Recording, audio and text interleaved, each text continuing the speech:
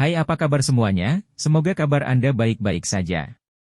Terima kasih karena sudah memberikan support dan juga kesetiaan Anda untuk membangun channel Codot Film. Yuk kita lanjutkan alur ceritanya, sambil siapin kopi dan cemilan, setting suara volume full. Gasken. Bertemu dengan dokter peri kecil lagi. Xiaoyan, yang telah diisolasi selama beberapa bulan terakhir, tidak bisa menahan diri untuk tidak menghela nafas saat dia berjalan di antara kerumunan orang yang menghancurkan di kota kecil dan mendengarkan keributan dari sekitarnya. Manusia memang makhluk yang senang hidup berkelompok.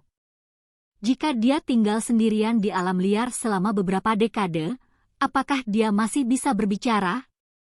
Sambil menggelengkan kepalanya sambil tersenyum, Xiaoyan melemparkan pertanyaan konyol ini dari kepalanya dan menepuk penguasa Xuan berat di punggungnya yang telah dibungkus dengan kain hitam. Dia berdiri di persimpangan dan mengamati suaranya. Setelah merenung sejenak, dia menarik seorang pejalan kaki dan bertanya tentang lokasi rumah 1000 obat. Dia kemudian membuka langkahnya dan bergegas ke arah yang ditunjukkan oleh pejalan kaki. Setelah berjalan melewati beberapa jalan, suara kerusuhan perlahan memudar dan Xiaoyan perlahan mengikuti jalan yang sepi di jalan sempit.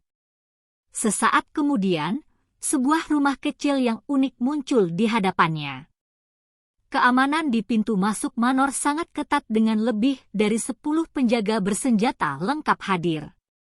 Mengamati para penjaga itu, alis Xiaoyan terkatup rapat.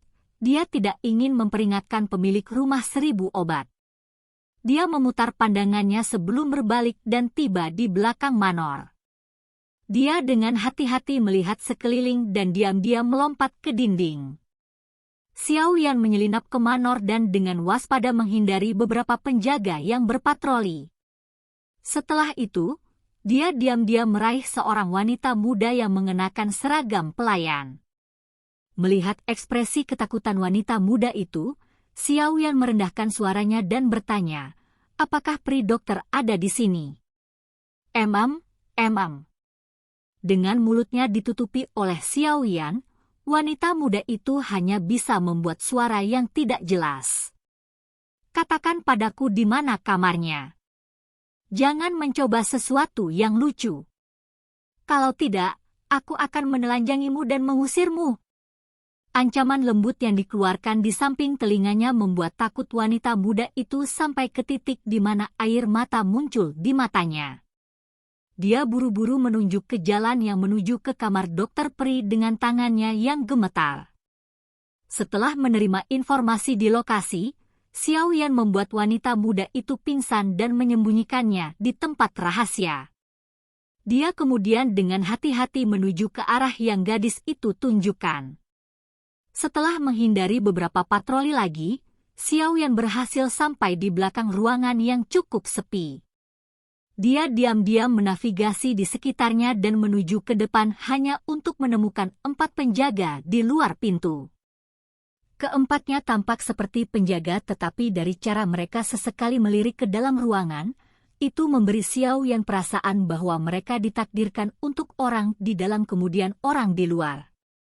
Sepertinya hari-harinya juga tidak terlalu baik, Xiaoyan tersenyum di dalam hatinya saat dia menelusuri ke bagian belakang ruangan yang menghadap ke danau kecil.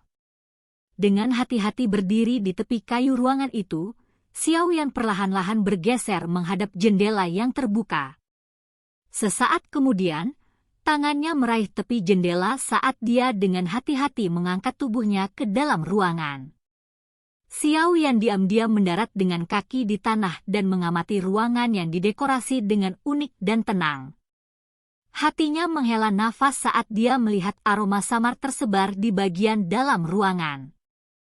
Menyapu pandangannya, Xiaoyan akhirnya melihat gambar buram di balik tirai berwarna merah muda. Dia melangkah maju dan membuka tirai sebelum menatapnya. Berdiri di atas panggung kecil adalah seorang wanita yang mengenakan gaun putih yang sedang menundukkan kepalanya dan dengan cermat mencampurkan beberapa bubuk obat. Kadang-kadang, dia menggunakan batang kristal untuk mengoleskan sedikit bedak dan dengan lembut mengendusnya di bawah hidungnya. Setelah mencampurkan beberapa bubuk obat, wanita berbaju putih itu tampaknya telah menyadari sesuatu. Dia tiba-tiba mengangkat kepalanya dan mengalihkan pandangannya ke wajah pemuda yang tersenyum itu. Rasa dingin di wajahnya berangsur-angsur menghilang. Dia dengan cepat melirik keluar pintu dan melambai ke Xiao Yan. Xiao Yan berjalan ke platform kecil sambil tersenyum dan duduk dengan kaki bersilang sambil berkata, "Diawasi. SSST, jangan katakan apa-apa." Dokter Peri mengguncang jarinya dan tiba-tiba mengeluarkan botol giok kecil dari sakunya. Dia menuangkan cairan merah pucat yang biasa dia usap di tangan Xiao Yan. "Apa yang sedang kamu lakukan?" Melihat tindakan Dokter Peri, Xiao Yan tidak bisa menahan diri untuk tidak bertanya dengan suara bingung. Aroma di dalam ruangan adalah racun yang bekerja lambat. Tidak baik bagimu untuk menghirupnya. Dokter Peri berkata sambil tersenyum, "Tetapi jika Anda menerapkan beberapa penawar yang telah saya buat, Anda akan kebal terhadapnya."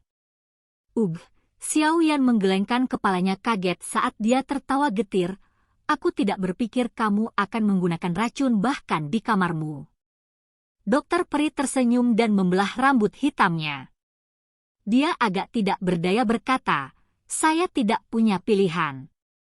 Sebagai wanita yang lemah, kemampuan saya terbatas jadi saya hanya bisa mengandalkan cara-cara yang tidak ortodoks ini." "Dalam hal apa kamu lemah?" "Metode peracunan ini tanpa ada yang menemukannya, bahkan saya hampir tertangkap olehnya." Xiao Yan menggelengkan kepalanya dan berkata, "Orang-orang di luar itu, ya, sedang diawasi." Dokter Peri dengan ceroboh berkata, "Perusahaan tentara bayaran Serigala Kepala menyebarkan berita bahwa saya telah menemukan beberapa harta karun dan pemilik rumah obat 1000 ini dengan rakus mengincar bagian saya. Selama periode waktu ini, dia telah mencoba untuk mengambil buku racun 7 warna tetapi saya berhasil menahannya. Namun, dia menjadi agak tidak sabar. Kenapa kamu tidak pergi? Dengan kemampuanmu untuk menggunakan racun, seharusnya tidak ada orang di sini yang bisa menghentikanmu." Xiao Yan bertanya sambil tersenyum. "Aku menunggumu untuk menyelamatkanku." Senyuman muncul di wajah cantiknya. Melihat wajah Xiao Yan yang tak berdaya, Dokter Peri menyeringai. "Jika aku ingin mempraktikkan buku racun 7 warna, secara alami aku akan membutuhkan sejumlah besar bahan obat untuk bereksperimen. Bukankah ini tempat terbaik?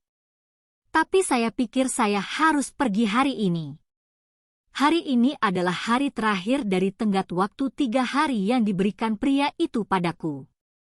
Dokter Peri memindahkan bubuk obat di atas meja ke dalam botol kecil sebelum memiringkan kepalanya dan menatap Xiao Yan. "Anda sekali lagi melebihi harapan saya.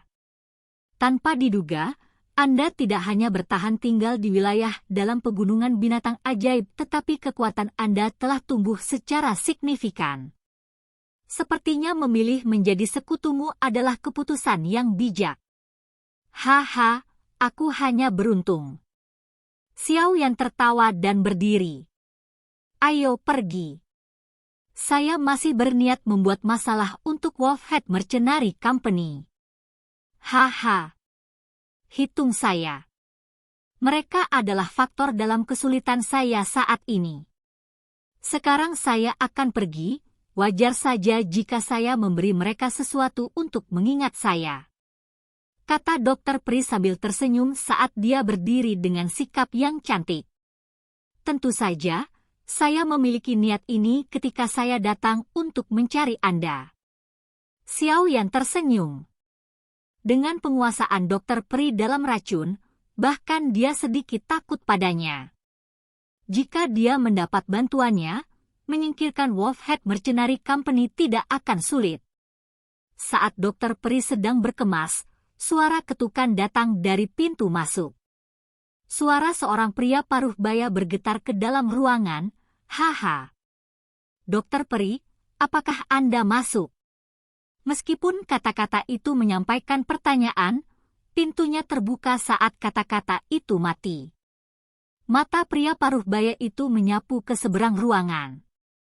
Wajahnya sedikit berubah saat melihat pemuda itu berdiri di tengah ruangan. Sambil mengerutkan kening, dia melambaikan tangannya, memanggil 4 penjaga di belakangnya. Mereka mengeluarkan senjata mereka dan menghadapi 2 orang di ruangan itu. Dokter Peri, bolehkah aku tahu siapa ini? Tatapan pria paruh baya menoleh ke arah Dokter Peri yang sibuk mengemasi barang-barangnya saat dia tersenyum tidak tulus.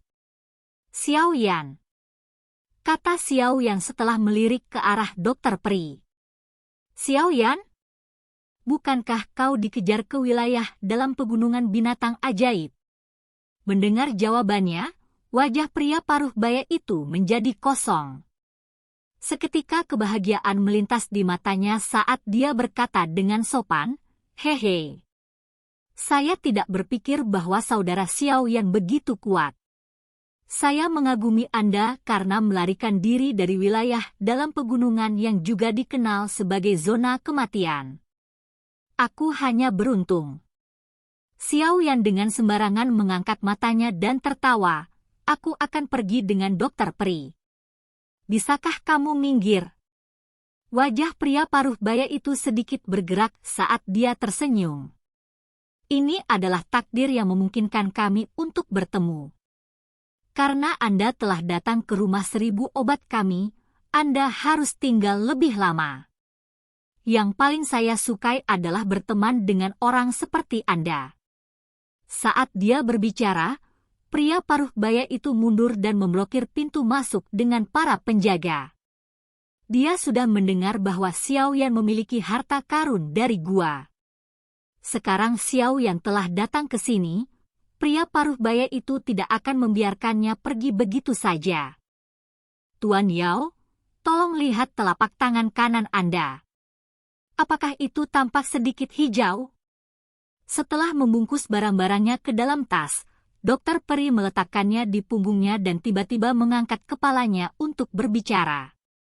Mendengar kata-kata Dokter Peri, wajah pria paruh baya itu berubah. Dia buru-buru membuka telapak tangannya dan menemukan bahwa bagian tengah telapak tangannya tampak hijau. Segera, dia bertanya, kamu meracuni saya." "Haha, ini hanya sarana untuk melindungi diriku sendiri." Dokter Peri menggelengkan kepalanya sambil berkata dengan lembut, "Tuan Yao, saya yakin Anda sangat menyadari potensi obat yang saya buat.